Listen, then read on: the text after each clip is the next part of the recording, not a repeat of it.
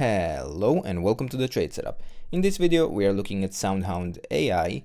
This chart is actually a little bit tricky, but regardless, this was a request from one of the followers again. I want to remind you all that anyone can make requests for stocks to be analyzed and published, but getting onto the chart now, I could count this movement to the upside as a wave 1 up, a wave 2 down, and the third wave up, and even possibly a fourth wave down complete. But the tricky part about it is that the structure within these waves looks a little bit unusual, because in this wave 1 I could realistically say that this was a wave 1 up, a wave 2 down, and then a third wave up, a fourth wave down, and then a fifth wave up, but we barely formed a new top here over the third wave top. It nearly was a truncated fifth wave in this case. Wasn't, but nearly was the case. And it's a bit unusual to have such weak fifth waves.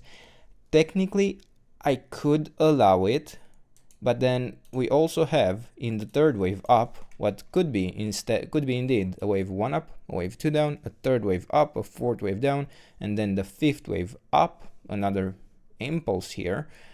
And yet again, it is a little bit tricky because this could also be an ABC pattern, and the proportions for it look quite alright in terms of the fact that, yeah, we got to what, like the 100% extension if this was the low in this C wave to the upside.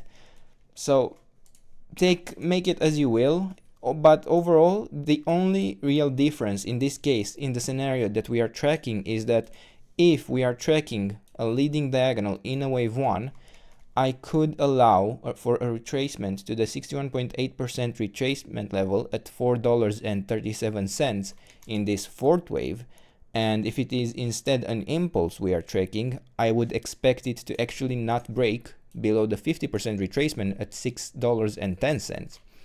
Now, if we actually form the fifth wave to the upside and we don't get even to the 50%, not even the 60%, 61%, 61.8%, it won't matter. We will have a 5-wave move to the upside, and we will be able to track an ABC in a wave 2, and then look for support where we could start the reversal in the third wave to the upside.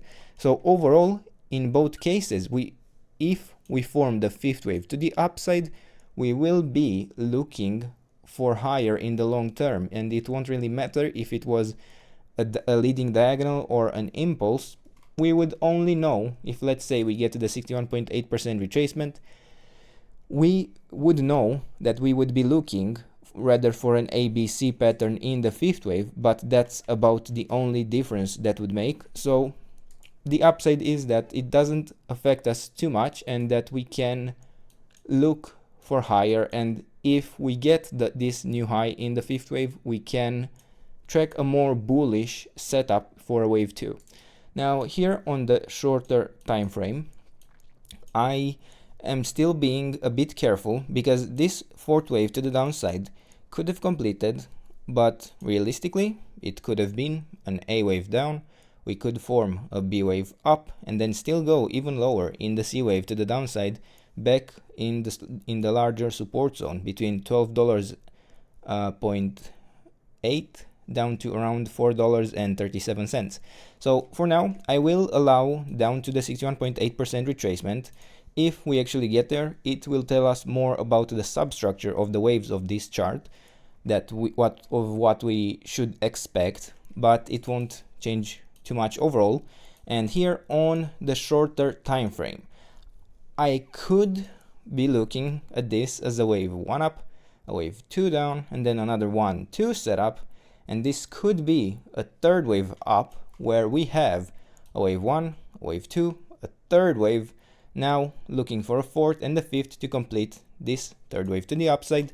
But once this is actually complete, we need to be very careful, because this could turn out to be an ABC pattern where this was a B wave top and we could head lower. Now, I want to actually add this on the chart, And let me make this a yellow resistance zone to make it more clear. Yeah, I will leave it like this. And a support zone that I would be looking for in both the white and the yellow scenario would be for a wave 4 here, and let me even add the count.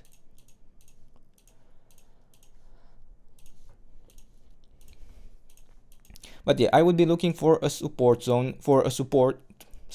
I would be looking to find support here in the wave 4 support zone between $15.2 down to around $13.4. It is a bit hard for me to talk right now, not sure why.